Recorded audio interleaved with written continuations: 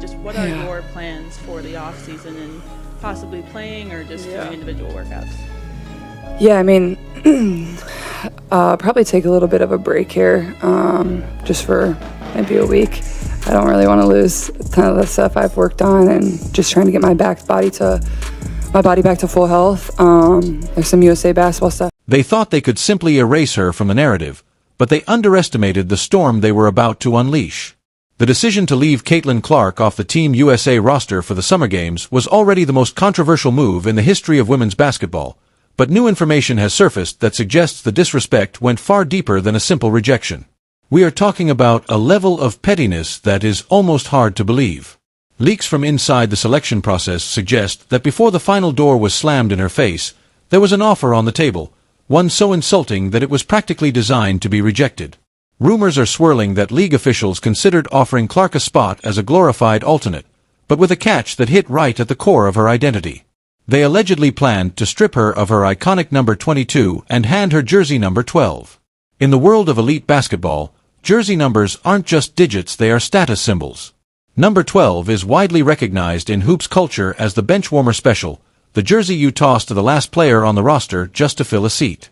It was an offer so laced with disrespect that it allegedly triggered a massive revolt behind the scenes, with players like Sophie Cunningham, an athlete known for her fire and grit, reportedly stepping up and refusing to play along with the league's messy politics. This wasn't just a roster decision, it was a declaration of war against the new era. To understand why this jersey number rumor is such a bombshell, you have to understand the brand Caitlin Clark has built. She isn't just a player, she is an economy. The number 22 is synonymous with her name. It's on the backs of thousands of fans, it's in the record books, and it represents the changing of the guard in women's sports. For the Team USA selection committee to allegedly suggest she wear number 12 was a calculated move to diminish her brand. It was a way of saying, you are not the star here. You are lucky to even be in the room.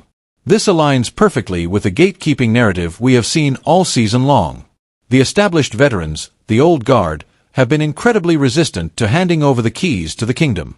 If Clark had accepted a spot wearing number 12, she would have been visually submitting to the hierarchy, accepting her role as a backup to players like Diana Taurasi and Breanna Stewart. It would have been a visual representation of the reality check Taurasi promised her before the season started. But what the committee didn't expect was that other players in the league, players who have ground their way up from the bottom, would see this for exactly what it was, bullying masked as protocol. The shockwaves of this decision were immediate, but the entrance of Sophie Cunningham into this narrative changes everything. Cunningham is a Phoenix Mercury standout, a player who has never backed down from a fight, and has often played the role of the villain in the eyes of opposing fans. She is tough, she is vocal, and she knows the game inside and out. For her to allegedly take a stand against the treatment of Clark signals a massive shift in the locker room dynamic. The media loves to paint a picture of Caitlin Clark versus the WNBA, assuming that every veteran player hates the rookie. But Cunningham's reported frustration with the politics proves that there is a faction of players who are sick of the gatekeeping. They see the writing on the wall. They know that Clark is the tide that lifts all boats. By treating the league's biggest asset with such blatant disrespect, offering her a scrub number and an alternate spot, the powers that be are jeopardizing the growth of the entire sport. If the rumors are true and players are quietly protesting or refusing to engage with the national team's promotional narratives because of this, it means the league has lost the locker room. But to truly grasp the gravity of this insult, we have to look at the timeline of the snub. When the roster was announced, the excuses given by the committee were flimsy at best.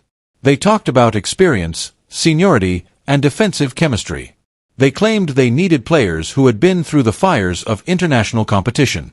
Yet, when you look at the stats, when you look at the sheer offensive production Clark brings, those excuses crumble. The decision was personal. It was political. And the jersey number 12 rumor is the smoking gun that proves it. Suggests that they were willing to include her, but only if they could humble her first. They wanted her production without her shine. They wanted to use her name to sell tickets, but force her to sit on the bench wearing a number that signifies irrelevance. It is a classic hazing tactic, the kind of thing you expect in a high school cafeteria, not at the highest level of professional sports. And this is exactly why the backlash has been so severe. The fans aren't stupid. They can see the difference between a basketball decision and an ego decision. The irony here is thick enough to cut with a knife. For years, WNBA players have fought for respect. They have fought for better pay, for chartered flights, for media coverage. They have begged the world to pay attention. And finally, a player arrives who commands the attention of the entire globe. She sells out arenas. She breaks viewership records. She moves merchandise at a rate the league has never seen. And what does the establishment do? They try to bury her. They try to put her in jersey number 12 and hide her at the end of the bench. It is a level of self-sabotage that has sports economists and marketing experts pulling their hair out. The exclusion of Clark from the Olympics is estimated to have cost the league and the networks millions of dollars in potential revenue. And for what? To protect the feelings of a few veterans who are afraid of losing their spot in the limelight? The inclusion of Sophie Cunningham in the resistance against this decision highlights that not everyone is willing to sink the ship just to spite the captain. Let's dig deeper into the old guard mentality that fueled this fire. Diana Taurasi, a legend of the game, has been the face of this resistance. Her comments about reality is coming were seen by many as a warning shot, a declaration that the veterans were not going to make it easy for the rookie, and they haven't. From hard fouls to media shade, the welcome wagon has been non-existent. The Olympic roster was supposed to be the ultimate meritocracy, the place where the best of the best gather to represent the nation. But by prioritizing seniority over current impact, the committee turned Team USA into a country club. They chose comfort over chaos. They knew that if Clark was on the team, the media circus would follow. Every practice, every game, every press conference would be about her. And the veterans, who have carried the league for a decade in relative obscurity, clearly didn't want to share that stage. The jersey number insult was likely a test. Will she submit? Will she take the scraps we offer her? When the answer was silence, they cut her loose entirely. But silence is a powerful weapon. And Caitlin Clark has used it masterfully. While the internet burns with rage on her behalf, while pundits debate the fairness of the roster, and while rumors swirl about Sophie Cunningham refusing to play along, Clark has said almost nothing. She hasn't complained.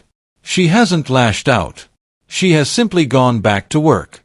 She is breaking assist records, putting up triple-doubles, and proving every single night that she is one of the best players in the world, rookie or not. This silence drives her critics crazy. They want her to crack. They want her to act entitled so they can justify their treatment of her. But by taking the high road, she highlights just how petty the league's actions are. If she had complained about being offered jersey number 12, they would have called her a diva. By ignoring it and focusing on basketball, she exposes them as the bullies. The role of Sophie Cunningham in this saga cannot be overstated. We often view sports through the lens of individual rivalries, but the real story is often about alliances. Cunningham represents the grinder mentality of the WNBA. She isn't a media darling. She fights for every inch of respect she gets. If the reports are true, and she is disgusted by the way Clark was treated, it validates the feelings of millions of fans who feel the same way. It shows that this isn't just crazy fan theories, it shows that inside the league, there is a recognition that things have gone too far.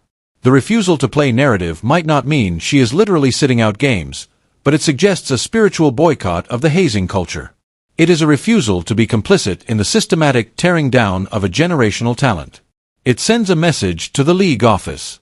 We are watching, and we don't like what we see. We also have to talk about the selection committee itself. Who are these people, and why do they feel so comfortable making decisions that seem to actively harm the growth of the sport? The committee is made up of former players, coaches, and administrators, people deeply embedded in the WNBA's history. They are the gatekeepers. They view the national team as a reward for years of service, a gold watch for a career well spent. They don't view it as a marketing vehicle or a showcase of the current best talent. This disconnect between the basketball purists and the business reality is what caused this train wreck. They thought they could leave Clark off the team, and the world would just nod and say, okay, she needs to wait her turn. They completely misread the room. They didn't realize that for the new wave of fans, Caitlin Clark is the WNBA. Leaving her home is like hosting a concert and telling the headliner to wait in the parking lot. And what about the jersey number itself? Why does number 12 sting so much? In the psychology of sports, numbers are identity. Michael Jordan is 23, Wayne Gretzky is 99, Caitlin Clark is 22. To offer her any other number is an attempt to strip her of her identity. But to specifically offer a number associated with the end of the bench is a specific type of psychological warfare. It says, "You are replaceable." It is a microaggression on a macro stage. It's the kind of thing that gives players a chip on their shoulder that lasts a lifetime. If this rumor is true, the committee didn't just make a roster decision, they created a monster. They gave Clark all the motivation she will ever need to destroy every record in the book. And when she eventually does make the Olympic team 4 years from now, you can bet she will be dictating the terms, not them. The fallout has been a PR nightmare for USA basketball. They have had to field questions about Clark at every turn. The players who did make the team incredible athletes in their own right have had their spotlight stolen by the ghost of the player who wasn't there.